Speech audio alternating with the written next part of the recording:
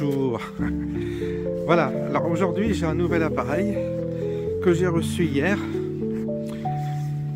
Et bah, le gros avantage, voyez-vous, c'est que je peux déjà pivoter sur les deux caméras.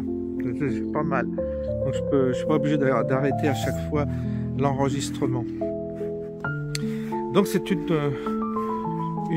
un téléphone que j'ai commandé à Backmaster, un truc comme ça. À chaque fois le mot, je ne sais plus. C'est un site où on commande des téléphones reconditionnés. J'ai pris un Samsung 21, je sais plus quoi, S, un truc comme ça.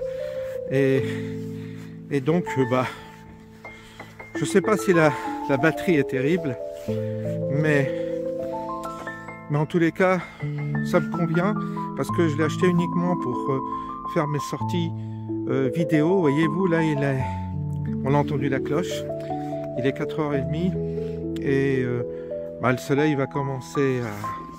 Et hop, c'est là. C'est que voilà, on peut faire des allers-retours comme ça, ce qui est bien pratique. Je ne pouvais pas le faire avec l'autre téléphone. De toute façon, c'est un téléphone qui me sera consacré, qui ne prend pas beaucoup de place, qui sera consacré aux vidéos à l'extérieur. Ça va me permettre aussi, pour la première fois, de tester le micro, voir si c'est correct. Je n'ai pas besoin de mettre un micro, souvent ça suffit, le micro du téléphone. J'avais essayé d'accrocher parfois des micros, c'était bien pire. Ou alors il faut y mettre un prix fou, c'est quasiment le prix du téléphone. Un prix d'un micro de haute qualité, c'est quasiment le prix d'un téléphone.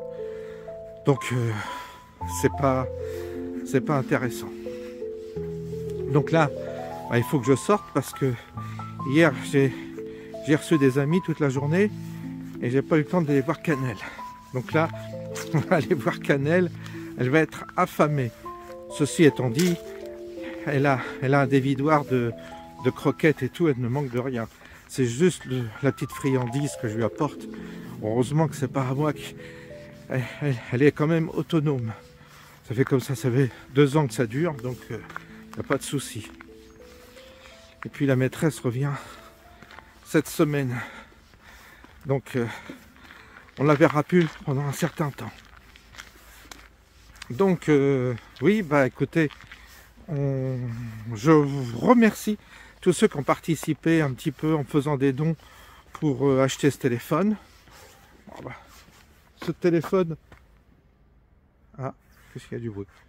Je me demande si c'est pas des... Je me demande si c'est pas des sangliers. Il y a beaucoup de sangliers en ce moment dans le secteur. Tous les champs sont ravagés. Ça ressemble à un sanglier, mais bon. On verra. En tous les cas, si je l'aperçois, je vous fais voir. Il paraît qu'il y a un zoom performant sur ce... Tiens, la voilà, elle. Hein. Ah oui, ça, elle a entendu ma voix. C'est clair qu'elle approche.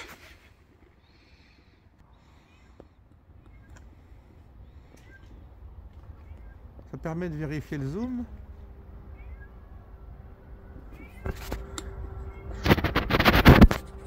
Hein? Ah oui? Ah oui, on l'entend, hein?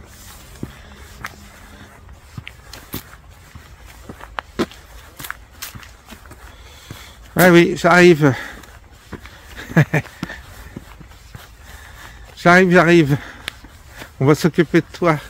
Bah oui, ça fait un jour que t'attends. Je suis pas venu hier. Ah bah oui, hein.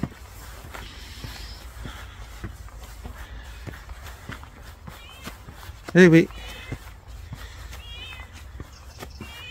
Eh oui. Hein?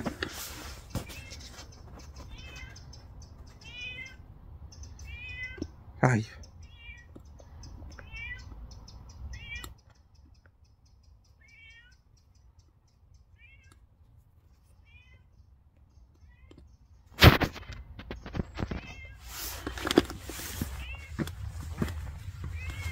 Voilà. Ben oui, j'arrive. Hein? Allez, on y va. J'étais en train de faire les réglages. Bon, je pense, il y a des réglages que je connais pas là-dessus. Il faudra voir ça. Oui. Ah bah oui. Ah bah oui. Oui, ça fait longtemps, hein.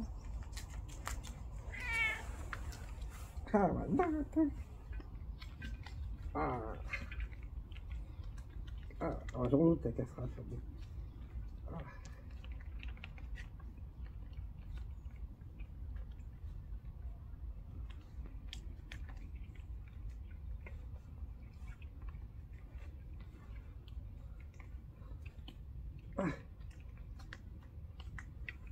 Voilà. Bon, bah, écoutez, il n'y a plus qu'à faire, hein, hein, à la fin, hein. Ah là là.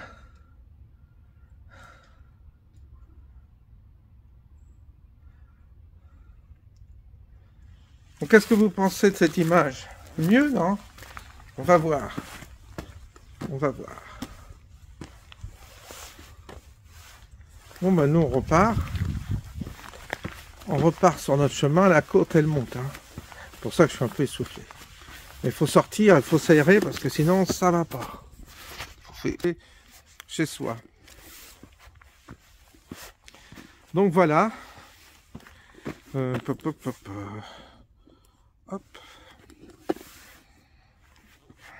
On va voir ce que ça va donner en arrivant. On va voir ce que ça va donner.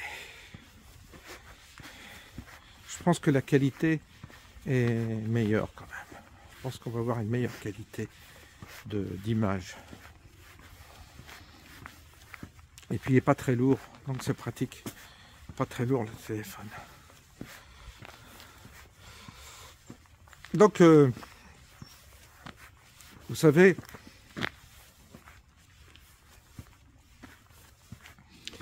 les derniers événements sont vraiment très troublants. On assiste à la décapitation d'un parti politique et c'est pas sans conséquence, évidemment. C'est pas sans conséquence. Alors, ce qui m'étonne, c'est que à chaque fois que il y a des événements comme ça qui se produisent, on n'en mesure pas les conséquences. Les gens réagissent souvent comme ça à chaud, avec parfois une certaine désinvolture, et n'ont pas forcément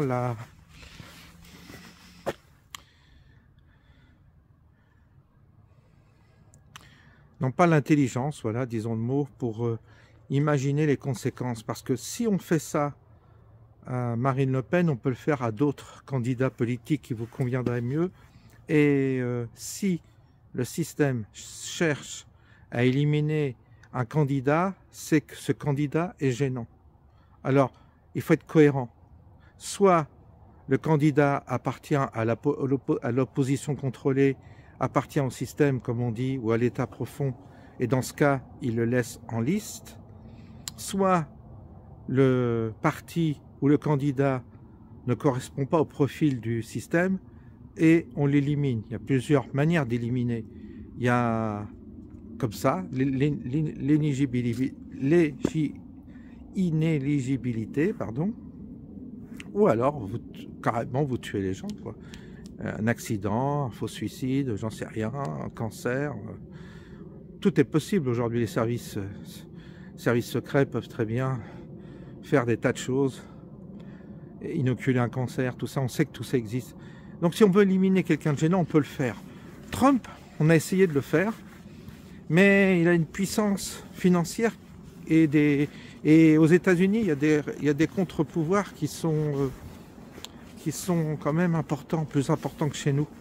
Chez nous, on est vraiment, on a des petits bras dans l'opposition contrôlée. Bonjour. Et donc, ça va, ils sont pas menaçants. Les Asselineau, Philippot, Dupont-Aignan, ils sont pas tellement menaçants, ces gens-là, parce qu'ils ne représentent pas un danger, étant donné que ce sont des oppositions dispersées qui gèrent tous leurs petites boutiques et ils ne gênent pas le système. Par contre, le Rassemblement national, lui, tel qu'il était arrivé, pouvait commencer vraiment à faire trembler le système. C'est pour ça qu'aux dernières législatives, se sont tous coalisés contre le Rassemblement national parce qu'ils estiment, que ça vous plaise ou pas, ils estiment que c'est un danger pour leur précaré. Et c'est comme ça qu'on élimine. Il n'y a pas de mystère, vous savez. Les gens qui sont gênants sont éliminés. Donc s'ils sont gênants, c'est qu'ils représentent quand même une certaine qualité. Moi j'en déduis qu'ils représentent une certaine qualité. Mais si... s'ils ne sont pas gênants, vous en faites pas. Ils continuent à faire leurs manifestations, à faire leurs conférences, à rester à faire tourner leur boutique. C'est tout. Ils font tourner leur boutique, puis en plus, comme ils passent leur temps à se critiquer les uns les autres, quand tu entends Asselineau qui parle de Philippot, et quand tu entends certains représentants politiques critiquer, même être extrêmement virulents vis-à-vis de ceux qui pensent comme eux, tu te dis, c'est formidable pour le système. Un panier de crabes qui s'entretuent comme ça entre eux, ça les gêne pas, au contraire, ils s'auto-mutilent, ils s'autodétruisent. Donc tout va bien. C'est pour ça que vous avez des boutiques qui fonctionnent. Alors ils ont leurs donateurs, ils ont leurs groupies, et puis qui leur sont dévoués, mais qui parfois sont dépourvus de discernement, aussi d'intelligence, parce qu'ils ne voient pas l'intérêt du pays, ils ne voient pas l'intérêt global. L'intérêt, si vous voulez, c'est de faire masse et d'arriver à trouver quelqu'un qui fédère pour justement faire bouger le système. C'est ça Trump. Trump, il est loin d'être parfait, évidemment. Il y en a qui disent « Ah mais il n'est pas parfait ». Ben oui, non, il n'est pas parfait, idiote. Bien sûr qu'il n'est pas parfait. Mais au moins, il fédère, il faut... Vous allez, le candidat parfait, c'est les premiers qui vont se faire avoir, ceux qui cherchent le candidat parfait. En fait, le candidat parfait, c'est celui qui cache le mieux sa vie, quoi. Donc, arrêtez de rêver. Le candidat, ça n'existe pas, un homme parfait. Donc, ça s'appelle faire un compromis, faire une alliance. et ça, on en est incapable. On en est incapable. On est incapable d'avoir une intelligence collective qui puisse dépasser nos a priori et nos affinités, nos propres affinités. Moi, j'ai une affinité pour Asselineau, moi, j'ai une affinité pour De Villiers, moi, j'ai une affinité pour Zemmour, moi, j'ai une affinité pour Bardella, moi, j'ai une affinité pour un tel, pour le capitaine Jevin Brunet, etc. Mais on ne va pas en sortir. Il va falloir trouver un candidat, un seul, qui fédère tout le monde. C'est ça la solution. Et moi, je pense que le mieux placé pour fédérer, c'est Philippe de Villiers, je le pense. Sauf que peut-être qu'il ne veut pas.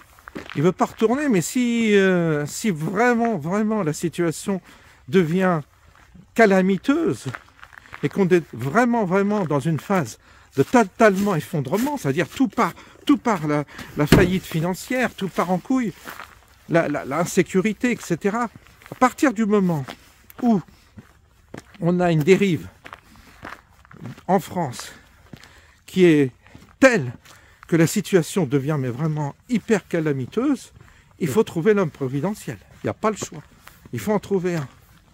Alors il y en a un autre, c'est Pierre de Gaulle. Ben oui, mais Pierre de Gaulle, il n'a pas de parti. Vous voyez, c'est toujours pareil.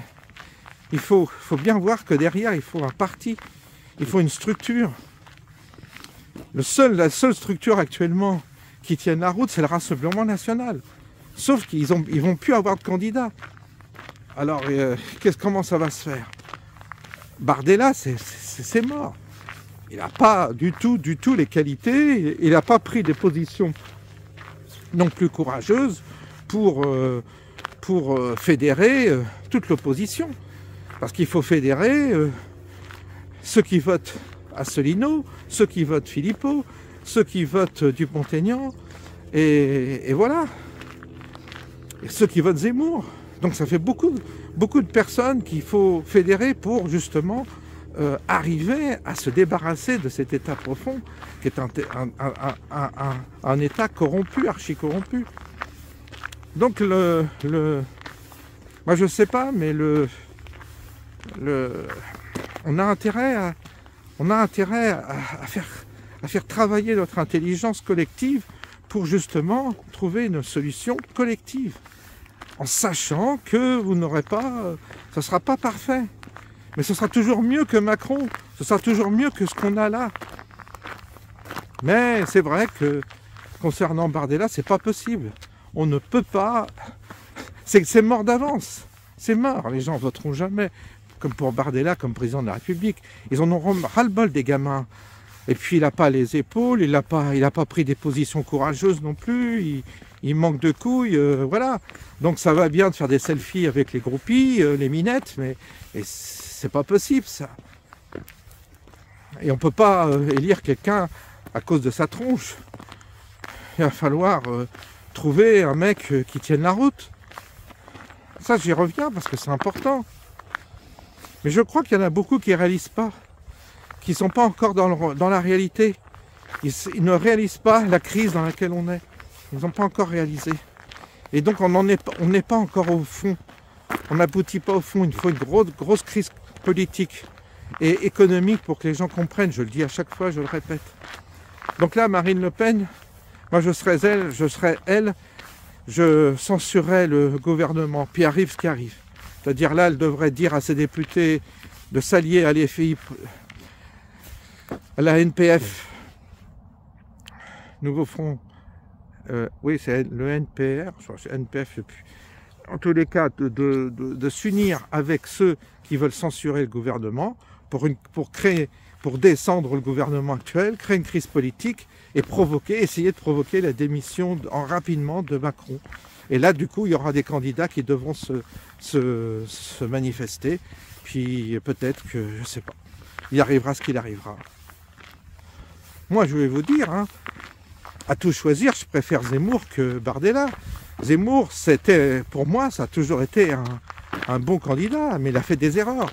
Il n'a pas su fédérer, il a merdé, quoi. Bah oui, parce qu'il était fort dans la critique, dans le commentaire, mais quand il s'agit de mener un parti et de fédérer, lui aussi, il a vérifié que c'était pas facile. C'est compliqué, mais c'est un bon candidat. Il est intelligent. Et il a des couilles aussi, plus que Bardella. Et il est plus proche, si vous voulez, de nos idées que Bardella. Bardella, tu sais pas. Il est jeune, qu'est-ce qu'il veut? Je sais pas, hein. Pour l'instant, on est encore très suspect concernant ses motivations. Alors que Zemmour, voilà quoi, il a aussi un capital intellectuel qui lui permet de tenir la route, quoi.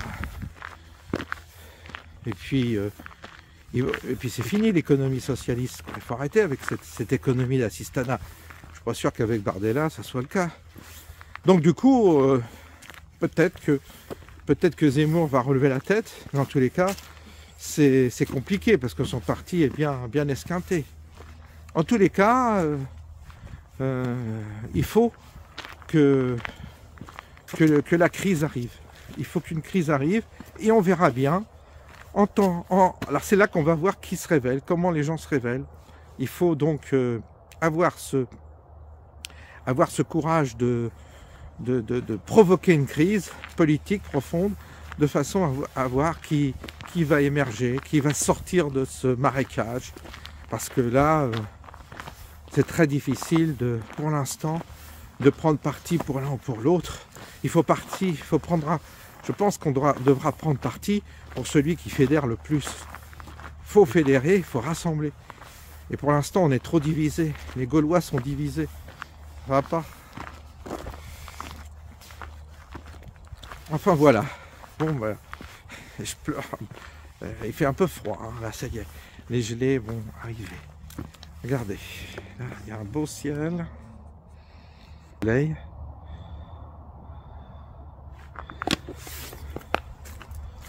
Pas mal, hein?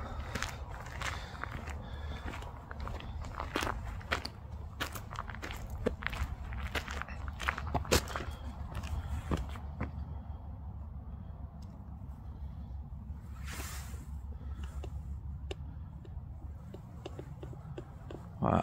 Ah, on fait des petits tests. Ah, c'est l'automne. Les belles couleurs. Je pense qu'on va avoir une meilleure qualité. Je pense. Après, c'est toujours pareil. il y a des options et avec les, vous savez que le téléphone, après on peut peut-être améliorer, affiner, on sait rien, avec des options différentes. Je suis pas un cas d'ordre, ça. Après, je regarderai, je ferai des tests. C'est la première fois là. On reste avec le mode standard, c'est très bien comme ça. Donc politique, oui, on va parler de beaucoup de politique parce que c'est le sujet. Parce que là on rentre vraiment dans une époque où ça va être très très politique. Les décisions de Trump sont très politiques. Il y a quand même une révolution aux États-Unis qui va être importante. Kennedy, Junior Kennedy, qui est ministre de la Santé, c'est un truc de malade. On va avoir des résonances sur les scandales liés au vaccin, mais ça va être un truc, ça va être mortel. Pour Big Pharma, ça va être mortel. Pour l'ARN messager, ça va être mortel. On va enfin connaître la vérité. On va enfin connaître la vérité sur le Covid, déjà, la nature, d'où il vient vraiment, comment il a été dispersé à travers le monde. On va avoir certainement la vérité concernant les vaccins et leurs effets secondaires surtout. On y revient. Et là, ça va faire mal. Hein. Les complotistes, les fameux complotistes, on va s'apercevoir que les complotistes, à nouveau, ils avaient raison. Enfin, pas les baltringues, pas les complotistes illuminés, mais les complotistes raisonnables, quoi. Ceux qui ont senti les choses, qu'on a ignorées, qu'on a marginalisées, qu'on a... Enfin, quand on a catalogué. Ah là là. Donc c'est sûr qu'il va y avoir des informations qui vont nous arriver des États-Unis. Ça va chauffer. Et puis le dossier sur Macron. Il paraîtrait que ce dossier pourrait bien le balancer. Et là, ça va être tonitruant sur les morses. C'est pareil que c'est sur ces morses. On imagine de toute façon. Mais beaucoup de gens ont encore les yeux fermés là-dessus. Ils n'ont pas encore compris. Donc on va avoir vraiment beaucoup de choses qui vont nous être révélées. Et finalement, c'est ce qu'on pensait, c'est qu'en fait on vit une période où les choses vont être révélées, et vont pas pouvoir tenir tout caché, c'est pas possible. Maintenant il y a les réseaux sociaux, il y a Elon Musk, tout ça, donc l'information sera diffusée. Les gens n'iront plus regarder la télé, ils regarderont les réseaux, et puis ils auront l'info. Je vais vous faire profiter parce que c'est quand même...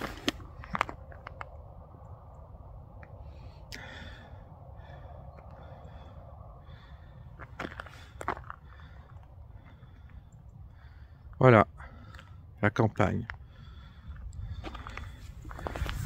Une campagne sous son meilleur jour.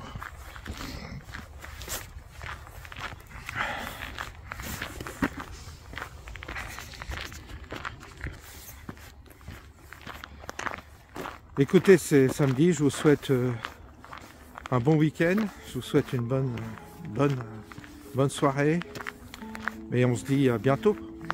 À bientôt.